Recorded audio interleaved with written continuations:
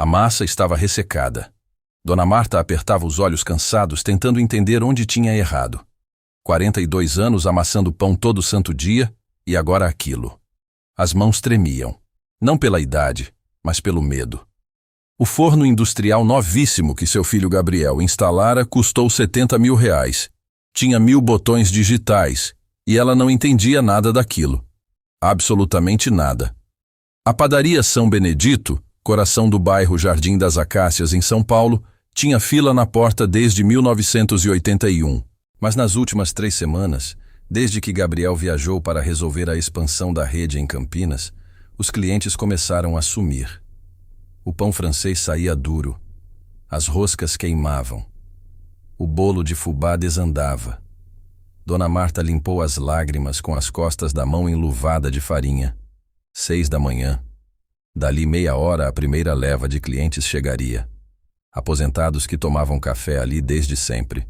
Pedreiros que compravam misto quente antes da obra. A menina do 402 que levava pão de queijo para o lanche da escola. Ela olhou para o forno digital. A tela piscava Erro 47. Nem sabia o que significava. Foi quando ouviu a sineta da porta dos fundos. Impossível.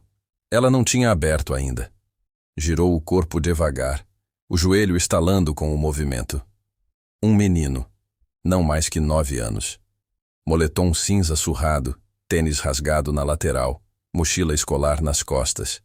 Cabelo preto despenteado, olhos castanhos enormes que analisavam a padaria como se enxergassem coisas que ninguém mais via. A porta estava aberta, senhora. A voz saiu fina, quase um sussurro. Eu vi a luz acesa. Filho, a gente só abre às 6h30. Dona Marta tentou soar firme, mas a voz falhou. Você precisa sair. O menino não se mexeu, os olhos fixos no forno industrial, depois no tacho de fermentação, na batedeira planetária parada com massa grudada nas pás. A massa está muito hidratada, ele disse, como quem comenta o tempo. E a temperatura do forno está errada. Por isso queima por fora e fica cru por dentro. Dona Marta sentiu o ar faltar. Aquele moleque sujo, que provavelmente nem tinha onde dormir direito, estava dizendo exatamente o que acontecia com seus pães havia 3 semanas. Como você... Ela começou, mas a frase morreu. O menino deu 2 passos em direção ao forno. As mãos pequenas, sujas de terra, tocaram o painel digital com uma delicadeza estranha. Os dedos deslizaram pelos botões como se lessem braille. Posso tentar consertar? Ele perguntou. E algo no jeito que disse consertar fez o coração de Dona Marta apertar. Não era a palavra de uma criança pedindo para brincar. Era a palavra de alguém que já tinha consertado coisas demais. Coisas que talvez fossem muito mais difíceis de consertar que um forno. E você? De qual cidade está assistindo essa história? Conta aí nos comentários. Porque o que está prestes a acontecer nessa padaria vai mexer com todo mundo que acredita que algumas pessoas aparecem na nossa vida exatamente quando mais precisamos delas. O menino se chamava Lucas. Dona Marta só descobriu porque perguntou 3 vezes. Ele respondia olhando para o chão, como se carregar o próprio nome fosse um peso. Ele tinha aquela magreza de quem pula refeições. As roupas, uma calça de moletom azul desbotada e uma camiseta branca que já foi de alguém maior, pareciam herança de doação. Mas eram limpas. Alguém lavava aquelas roupas. Alguém ainda se importava, mesmo que pouco. O que chamava a atenção não era a pobreza. No Jardim das Acácias, metade das crianças chegava na escola com o estômago roncando. O que intrigava Dona Marta era o jeito dele se mover. Preciso. Calculado. Quando tocou no forno, não foi tentativa e erro de criança curiosa. Foi o toque de quem já conhecia aquele modelo. Ou algo muito parecido. Você já mexeu num forno desses? Ela perguntou, os braços cruzados, ainda decidindo se chamava a polícia ou o conselho tutelar. Já. Lucas respondeu sem tirar os olhos da tela digital. Meu pai tinha um igual, modelo FT2000. Esse é o FT2500, versão nova, mas a lógica é a mesma. Tinha, não tem. Dona Marta guardou essa informação. E seu pai... Ela começou, mas Lucas a cortou. A senhora está usando o programa 7, certo? Pão francês, 180 graus, 20 minutos. Sim, mas... Esse forno novo precisa do programa 11.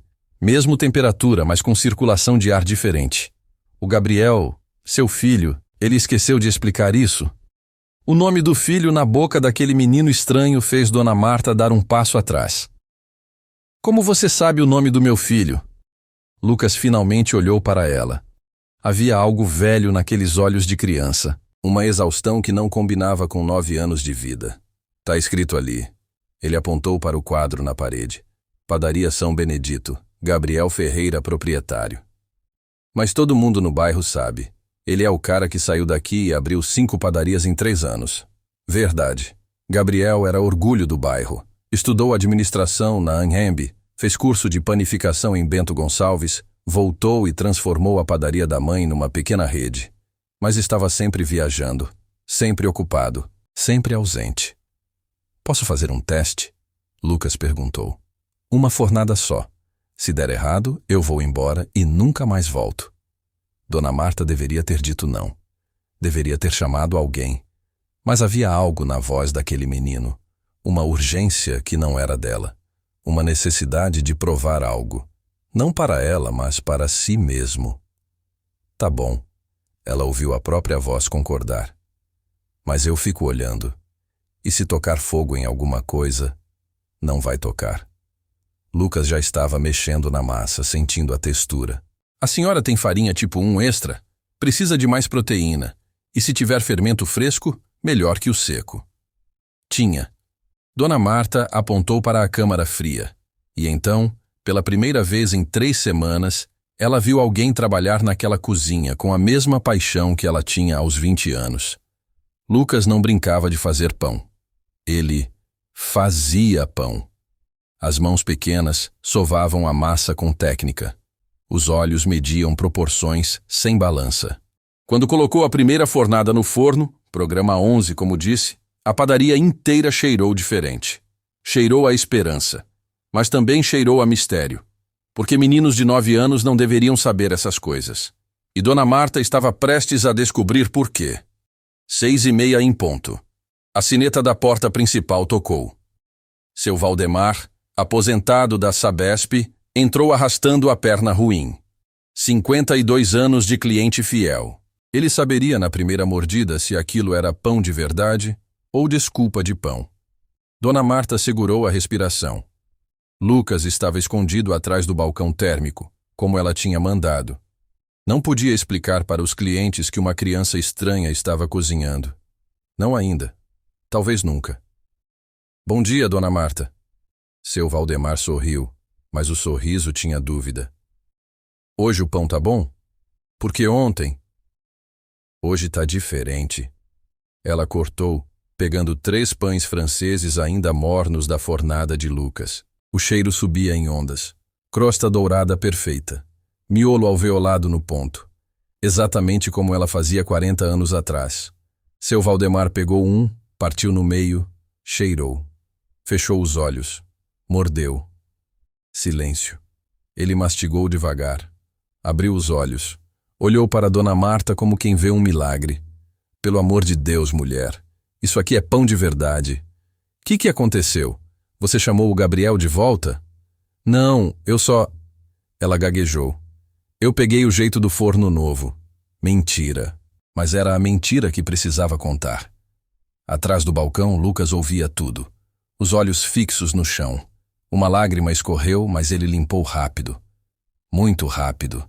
Como se já estivesse acostumado a esconder choro. Amanhã virou avalanche. 17 clientes antes das 7:30. 23 antes das 8. Fornada após fornada, Lucas trabalhava em silêncio. Dona Marta fingia que comandava tudo, mas era apenas teatro. O menino tinha assumido o controle da cozinha com uma naturalidade assustadora. Às 9 horas, quando a correria deu uma trégua, ela finalmente perguntou: Onde você aprendeu isso tudo? Lucas estava lavando as mãos. Demorou para responder. Meu pai era padeiro, disse baixinho. Um dos melhores de São Paulo. Ele me levava para o trabalho desde pequenininho. Eu ficava sentado num banquinho vendo ele fazer pão. Ele dizia que eu tinha jeito. Que um dia a gente ia abrir uma padaria juntos. Era, tinha, ia, passado. Tudo passado. E agora? Onde ele tá? O silêncio que veio foi doloroso. Lucas secou as mãos no pano de prato. Os ombros curvaram. Ele morreu faz 8 meses. A voz quase não saiu. Acidente na moto voltando do trabalho. Bateu num caminhão na marginal. Dona Marta sentiu o chão fugir. Segurou na bancada de inox. Meu filho. Agora é só eu e minha mãe. Lucas continuou, como se precisasse botar para fora. Ela trabalha 12 horas por dia limpando o escritório no Itaim. Sai 4 da manhã, volta 9 da noite. A gente mora num quarto alugado na Vila Brasilândia. Ela tá sempre cansada, sempre triste. Eu tento ajudar, mas a voz falhou. Eu não sei fazer nada direito, só sei fazer pão. Só sei fazer pão, ele disse, como se aquilo fosse pouco. Como se alimentar pessoas, trazer conforto através de comida, não fosse uma das coisas mais importantes do mundo. Você tá matando aula para estar aqui? Dona Marta perguntou. Eu acordo 4h30. Passo aqui antes da escola.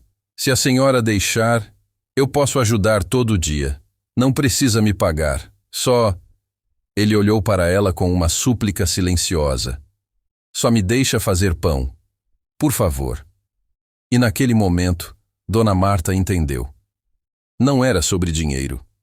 Não era sobre comida. Era sobre identidade. Era sobre sentir que ainda tinha um pedaço do pai vivo dentro dele. Era sobre consertar alguma coisa num mundo que tinha quebrado completamente.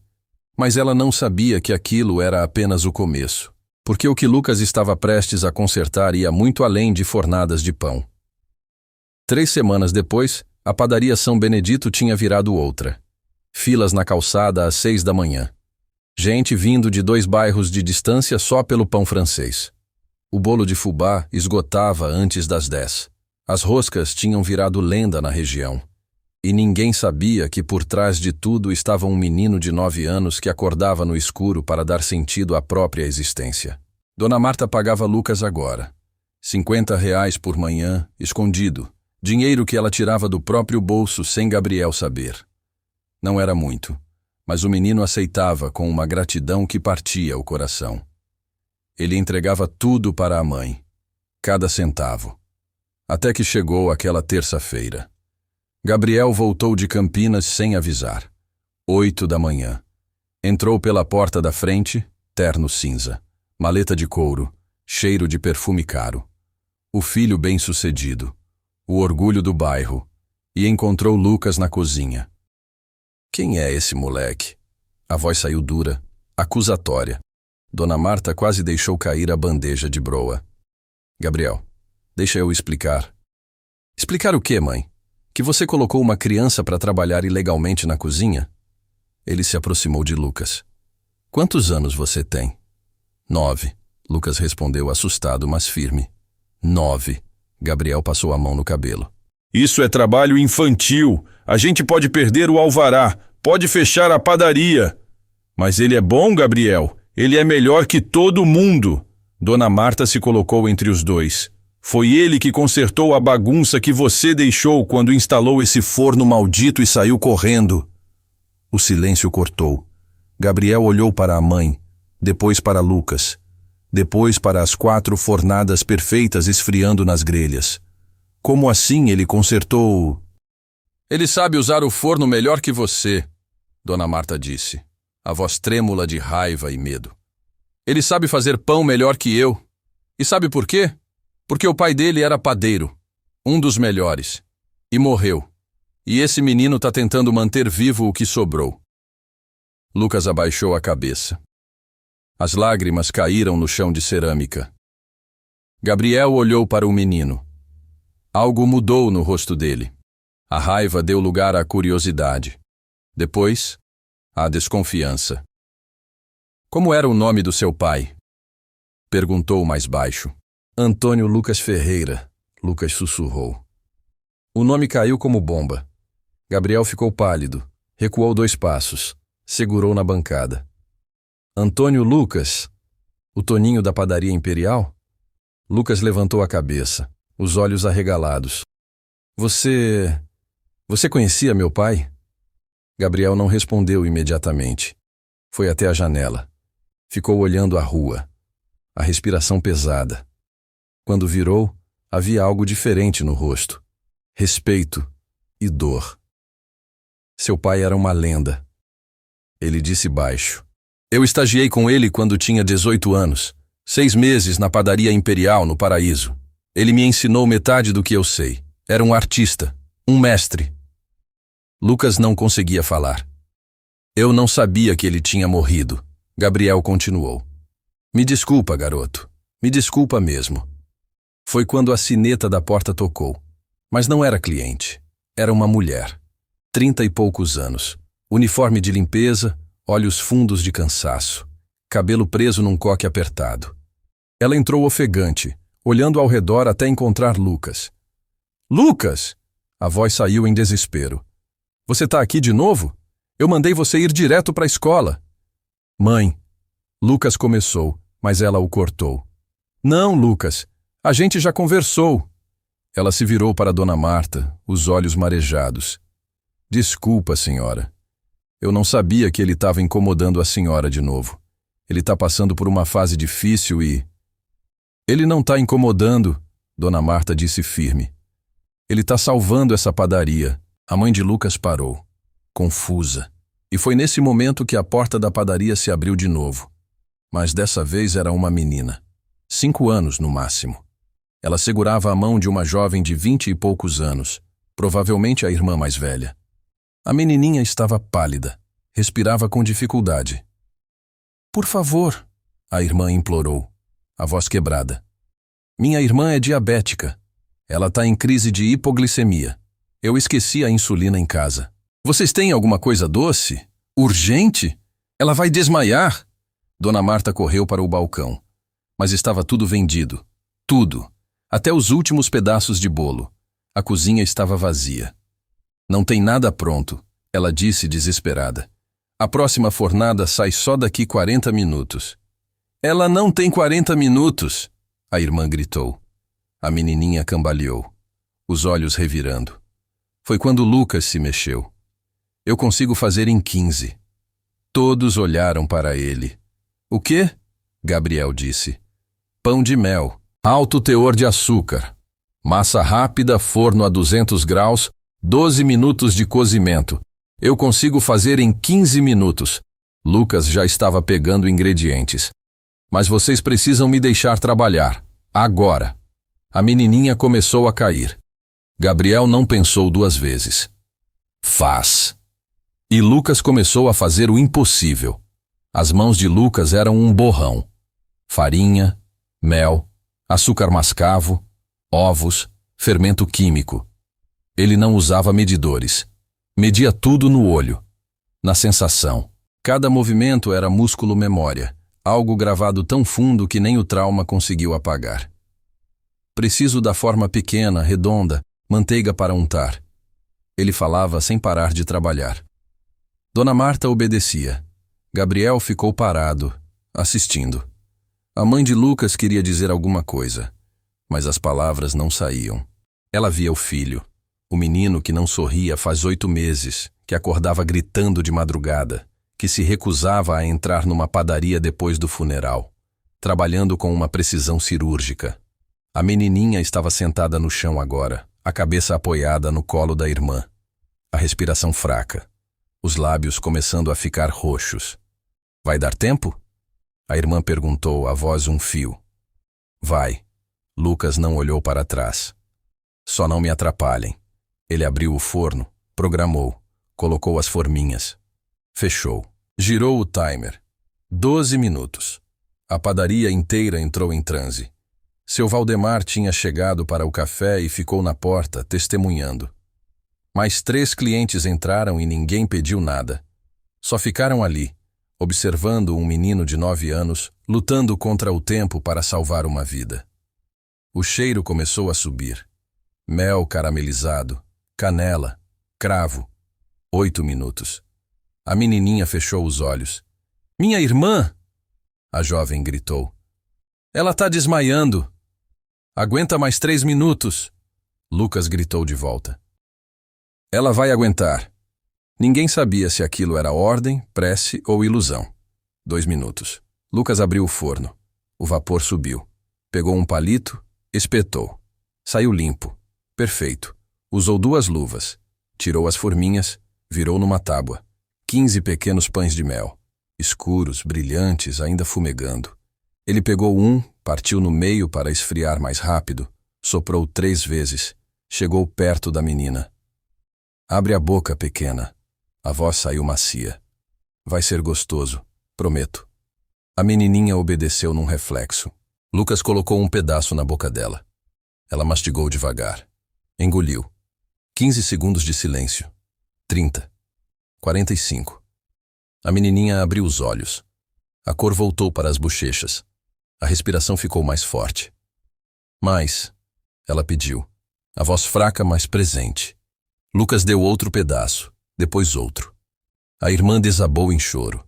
Abraçou a menininha. Depois abraçou Lucas com tanta força que ele quase caiu. Obrigada, ela soluçou. Obrigada, obrigada, obrigada.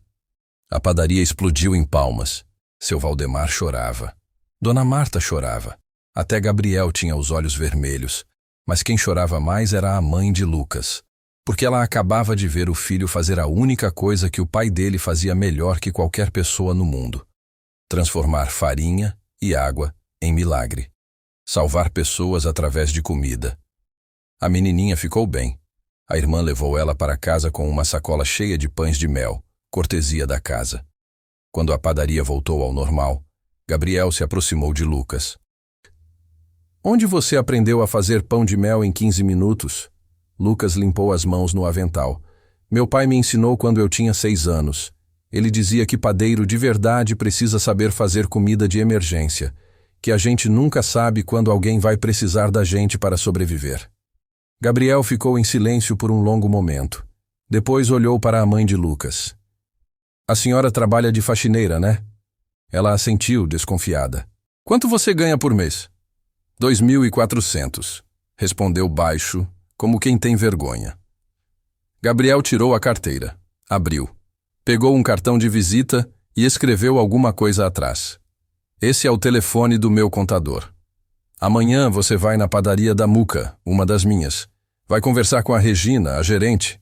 Você está contratada como auxiliar de limpeza. 3.200 por mês, com carteira assinada, benefícios, vale transporte, cesta básica. A mulher arregalou os olhos. Mas eu nem fiz entrevista. Não precisa. Qualquer mãe que criou um filho assim merece muito mais que isso. Gabriel se virou para Lucas. E você? Você não vai trabalhar aqui. O rosto de Lucas desabou. Mas você vai estudar aqui. Gabriel corrigiu. Todo sábado, das 8 ao meio-dia. Eu vou te ensinar tudo sobre gestão de padaria, precificação, controle de estoque, relacionamento com fornecedores. Tudo que seu pai saberia te ensinar se tivesse tempo. E quando você fizer 18 anos, se ainda quiser, a gente abre uma padaria. Juntos. Sociedade. Você e eu. Em homenagem ao Toninho. Lucas não conseguiu segurar. Chorou. Chorou como não chorava desde o enterro. Chorou a dor que tinha entalado no peito por 8 meses. E ali, no meio de uma padaria que cheirava a pão fresco e esperança, um menino começou a entender algo fundamental. Consertar coisas não traz ninguém de volta, mas pode construir futuros que honrem quem se foi. Os sábados viraram sagrados. Lucas chegava às 7h30 da manhã, cabelo ainda molhado do banho, caderno de anotações debaixo do braço. Gabriel o esperava com café pronto e aulas que misturavam técnica, administração e filosofia. Mas não era só sobre pão, era sobre legado. Seu pai era mais que padeiro, Gabriel disse num desses sábados enquanto ensinava Lucas a calcular margem de lucro. Ele era um professor. Metade dos padeiros bons de São Paulo passou pela mão dele. Ele tinha um dom raro. Fazia as pessoas acreditarem que podiam ser melhores. Lucas ouvia cada palavra como quem ouve escrituras sagradas. 3 meses se passaram assim. A vida da família começou a mudar.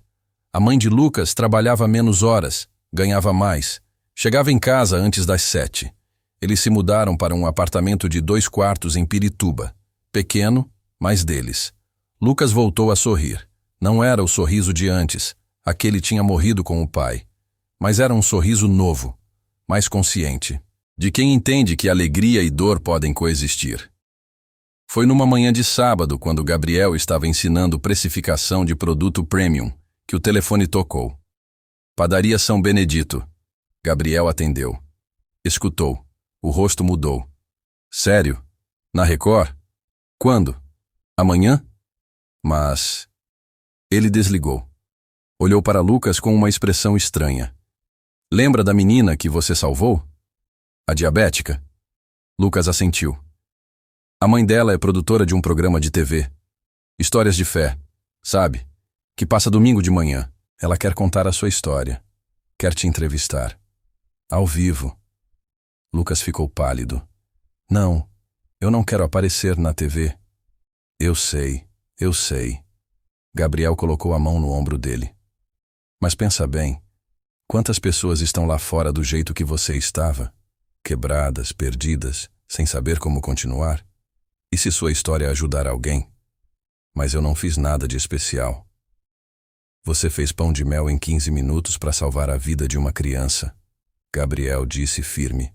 Você acordava de madrugada aos 9 anos de idade para dar sentido à própria vida, fazendo a única coisa que ainda te conectava com seu pai.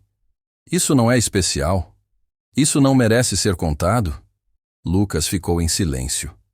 Depois olhou para Gabriel com aqueles olhos velhos demais para a idade. Se eu contar, as pessoas vão sentir pena de mim. Eu não quero pena. Então não conte para gerar pena, Gabriel disse. Conte para gerar esperança. E naquele momento, algo mudou em Lucas. Ele entendeu que dor compartilhada não é fraqueza. É propósito. No domingo, Lucas apareceu no programa. Ele estava nervoso, as mãos suando, mas falou. Contou sobre o pai, sobre o acidente, sobre acordar todo dia sem saber como seguir, sobre encontrar a padaria da Dona Marta e sentir o cheiro de pão fresco, e lembrar que ainda existia vida no mundo. A apresentadora chorou. A plateia chorou. O Brasil chorou. Mas o que ninguém esperava era o que aconteceria depois. Porque às vezes, quando você compartilha sua dor, você descobre que não está sozinho. Você descobre que existem milhares de pessoas esperando alguém dizer que é possível recomeçar. E você se torna, sem querer, um farol. Ei! E se você quiser acompanhar histórias reais como essa, fica com a gente aqui, porque o que vai acontecer agora é ainda mais impressionante. O programa gerou mais de 3 milhões de visualizações no YouTube em 48 horas. O Instagram de Lucas, que a mãe criou relutante, ganhou 90 mil seguidores em uma semana. Mensagens de todo o Brasil. Pessoas contando suas próprias histórias de perda, pedindo conselhos, buscando esperança, mas com a luz vieram as sombras. Uma jornalista de um portal grande decidiu investigar e descobriu algo que nem Lucas sabia. Antônio Lucas Ferreira, o Toninho, lenda da panificação paulistana, tinha morrido, sim. Mas não foi só um acidente. Ele estava voltando de um turno duplo. Tinha trabalhado 16 horas seguidas porque estava juntando dinheiro. Para quê? Para abrir a própria padaria. O sonho dele não era só fazer pão para os outros. Era deixar um legado para o filho. Quando a matéria saiu, Lucas leu com as mãos tremendo. A mãe dele confirmou, chorando. Sim, o pai estava exausto. Sim, ela tinha implorado para ele não pegar a moto naquela noite. Sim, o sonho da padaria própria era tudo que ele falava. E morreu tentando realizar esse sonho. A culpa explodiu dentro de Lucas como uma bomba. Ele trancou no quarto. Não quis ir para a escola. Não quis ir na padaria. Passou 3 dias em silêncio absoluto, olhando para o teto, sentindo o peso de estar vivo enquanto o pai estava morto.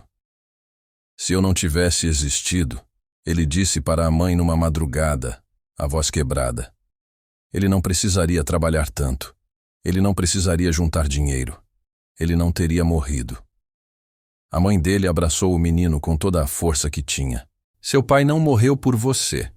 Ele viveu para você. Existe diferença, meu filho. Existe diferença. Mas Lucas não conseguia ouvir. Foi Gabriel quem o tirou de lá. Bateu na porta do quarto numa sexta-feira de manhã, entrou sem pedir licença, sentou na cama. Levanta, disse firme. Não quero. Não perguntei se você queria. Levanta. Lucas obedeceu, mais por choque que vontade. Gabriel o levou de carro. Não disse para onde. 40 minutos de viagem em silêncio. Pararam em frente a um prédio antigo no Paraíso, a Padaria Imperial, o último lugar onde Antônio trabalhou. Não, Lucas recuou. Eu não posso entrar aí. Pode sim. Gabriel abriu a porta. Porque seu pai ainda está aqui dentro. Eles entraram. A padaria estava em pleno funcionamento. Cheiro de pão fresco, clientes na fila, atendentes correndo. Mas quando Gabriel falou com o dono, um senhor de 60 anos, barriga proeminente, olhos gentis, tudo parou. Esse é o filho do Toninho? O dono, seu Reinaldo, arregalou os olhos. Esse é o Lucas? Lucas não conseguiu falar. Seu Reinaldo saiu do balcão, veio até ele, se ajoelhou para ficar na mesma altura. Seu pai salvou essa padaria, garoto, ele disse, os olhos marejados. Quando eu estava quase falindo, ele veio trabalhar aqui de graça, só para me ensinar a fazer pão direito. Ele não precisava, mas fez. Sabe por quê? Lucas balançou a cabeça. Porque ele dizia que comida boa não era sobre dinheiro, era sobre dignidade, sobre fazer as pessoas se sentirem cuidadas, e ele me ensinou isso. Seu Reinaldo levantou, foi até os fundos, voltou com uma caixa de papelão velha. Isso aqui é seu, entregou para Lucas. Seu pai deixou guardado no armário dele. Eu não sabia para quem dar. Agora sei. Lucas abriu a caixa. Dentro tinha um avental com o nome Toninho bordado. Um caderno cheio de receitas escritas à mão. Fotos antigas do pai jovem, sorrindo na frente de fornos, segurando pães. E uma carta para Lucas. Ele abriu com as mãos tremendo. Meu filho, se você está lendo isso, é porque algo aconteceu comigo. Não fica triste, fica orgulhoso. Porque cada pão que fiz, cada massa que sovi, cada pessoa que alimentei, foi pensando em você. Não trabalho para juntar dinheiro. Trabalho para construir um mundo onde você possa ser quem quiser. E se você quiser ser padeiro como eu, saiba, não existe profissão mais nobre. A gente acorda antes do sol para fazer comida para os outros. A gente queima as mãos, sua no calor, dorme pouco, mas a gente muda vidas. Cada pão é uma esperança. Cada cliente é uma história. Não faz pão para ser rico, Lucas. Faz pão para ser humano. Te amo mais que tudo. Seu pai, Toninho. Lucas desabou. Chorou ali mesmo, no meio da padaria, abraçado ao avental do pai, sentindo o cheiro que ainda restava no tecido. E Gabriel ficou ali, em silêncio, deixando o menino sentir. Porque às vezes curar não é sobre parar de doer. É sobre aprender a carregar a dor com propósito. 2 meses depois, a padaria São Benedito virou ponto de peregrinação. Gente vinha de outros estados só para conhecer o lugar onde o menino do pão trabalhava. Dona Marta não sabia se ria ou chorava com o movimento. Mas Lucas não queria ser celebridade. Queria ser padeiro. Ele continuou acordando cedo. Continuou estudando com Gabriel aos sábados. Continuou fazendo pão como quem reza. E foi num desses sábados que Gabriel chegou com uma proposta. Lembra que eu falei sobre a gente abrir uma padaria juntos quando você fizesse 18? Lucas assentiu. Mudança de planos. Gabriel abriu uma pasta. A gente vai abrir agora. Como assim agora? Eu tenho 10 anos. Não você como dono legal. Você como idealizador. Como alma do negócio. A gente abre em nome da sua mãe. Você participa das decisões, ajuda com receitas, testa produtos. E quando você fizer 18, A gente oficializa a sociedade. Lucas ficou paralisado. Mas onde? Como? Gabriel mostrou fotos. Um ponto comercial pequeno, 50 metros quadrados, na Vila Brasilândia, o mesmo bairro onde Lucas morava. Aqui, Gabriel disse, numa comunidade que precisa, onde o pão é caro, a qualidade é ruim e as pessoas merecem coisa melhor. Mas eu não sei administrar uma padaria. Ainda não, mas vai aprender. Rápido. Gabriel sorriu. E sabe qual vai ser o nome? Lucas esperou. Padaria Toninho, em homenagem ao seu pai. O mundo parou. Lucas não conseguia respirar. A emoção era grande demais, pesada demais. Ele ia gostar? Ele ia amar. Gabriel disse com certeza absoluta. Os próximos 3 meses foram fúria. Reforma do ponto. Compra de equipamentos. Contratação de funcionários. 2 ajudantes que Gabriel treinou pessoalmente. Lucas participava de tudo. Escolheu as cores da parede. Ajudou no cardápio. Testou cada receita dezenas de vezes até ficar perfeito. A inauguração foi marcada para um sábado, dia 23 de novembro. 2 dias antes de Lucas completar 11 anos. O bairro inteiro apareceu. Tinha fila dando volta no quarteirão. A imprensa local estava lá. Um vereador fez questão de cortar a fita.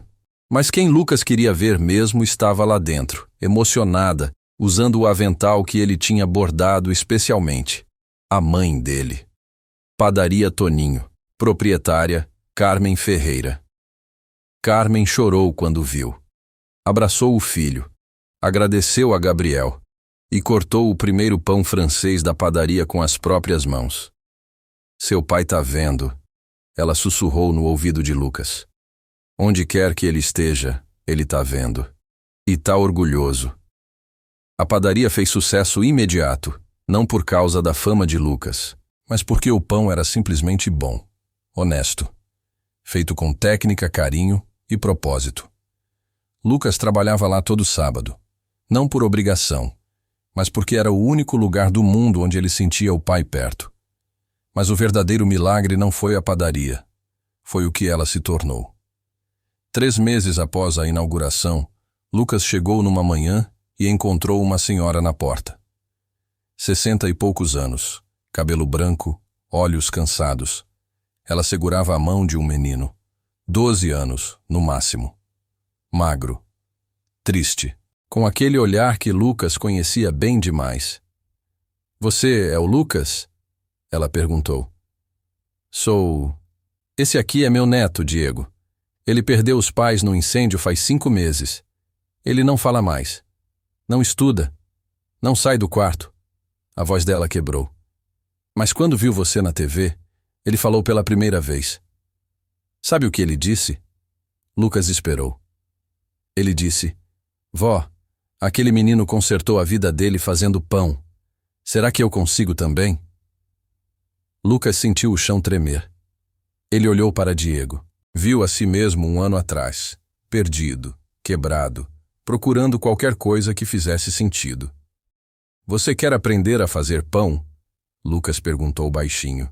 Diego assentiu. Então vem, vamos consertar as coisas juntos. E ali, naquele momento, Lucas entendeu o que o pai quis dizer na carta. Fazer pão não era sobre farinha e água. Era sobre transformar dor em propósito.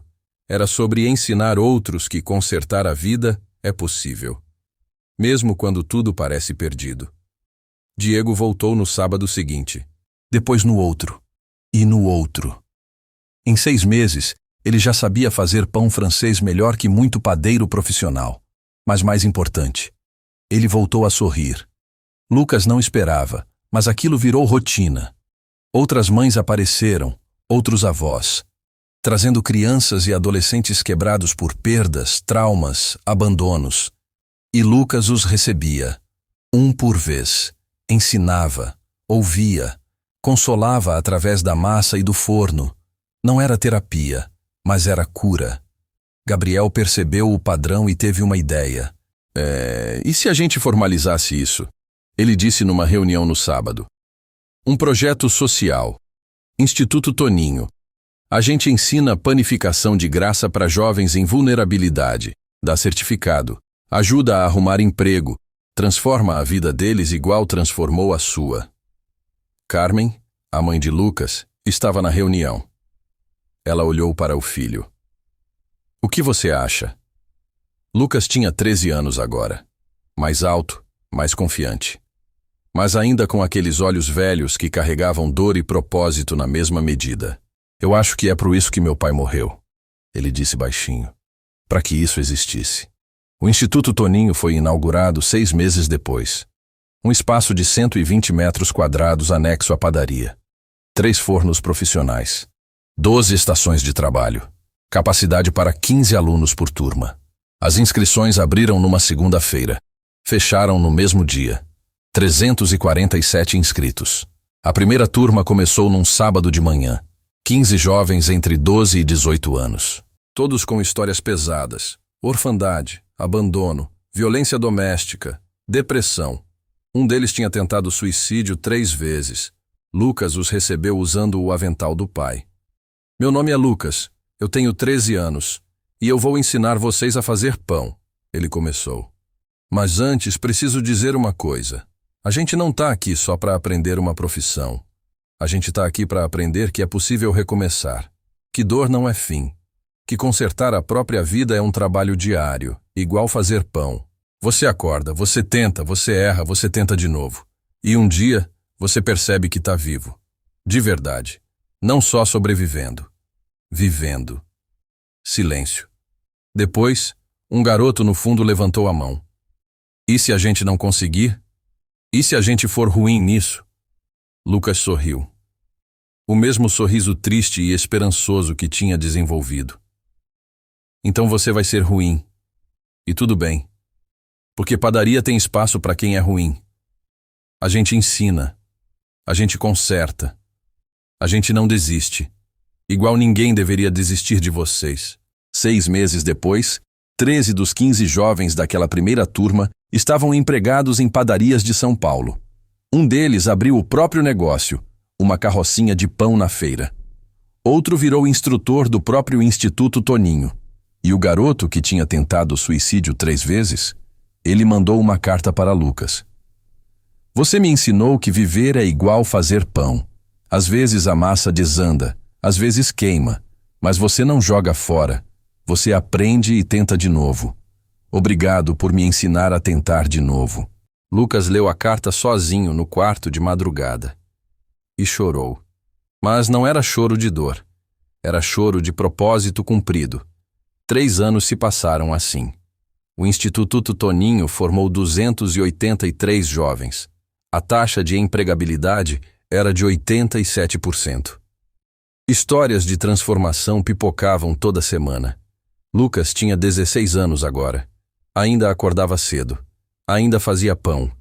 Mas não era mais o menino quebrado que entrou na padaria São Benedito numa madrugada fria. Era um jovem que tinha aprendido a transformar tragédia em legado. E num sábado de manhã, ele estava ensinando uma nova turma quando uma jornalista apareceu. Ela queria fazer uma matéria sobre o Instituto. Lucas concordou, mas com uma condição. Não fala de mim, fala deles, apontou para os alunos. Fala de quem está recomeçando. Essa história nunca foi sobre mim. Foi sobre todo mundo que decide não desistir. A jornalista sorriu. E se eu te dissesse que você inspirou mais de 200 projetos sociais parecidos no Brasil inteiro? Padarias, marcenarias, costura, tudo ensinando jovens em vulnerabilidade. Tudo porque viram sua história e decidiram fazer igual. Lucas ficou em silêncio. Não sabia disso. Então conta isso, ele disse. Conta que transformar dor em propósito não é coisa de herói. É coisa de gente normal que decide que a tragédia não vai ter a última palavra. E foi exatamente isso que ela fez. 5 anos depois da primeira vez que entrou na padaria São Benedito, Lucas estava de pé no palco do Teatro Municipal de São Paulo. 18 anos. Cabelo curto, terno simples, o avental do pai dobrado nas mãos. Ele tinha sido convidado para falar num evento sobre empreendedorismo social. 2.000 lugares. Lotado. Ele olhou para a plateia e viu Dona Marta na segunda fileira, chorando antes mesmo dele falar. Gabriel ao lado dela, sorrindo orgulhoso. A mãe dele, Carmen, na primeira fila, as mãos juntas como quem reza. E espalhados pela plateia, dezenas de jovens que passaram pelo Instituto Toninho. Alguns usando uniformes de padarias onde trabalhavam, outros com as próprias famílias. Todos vivos, todos reconstruídos. Lucas respirou fundo.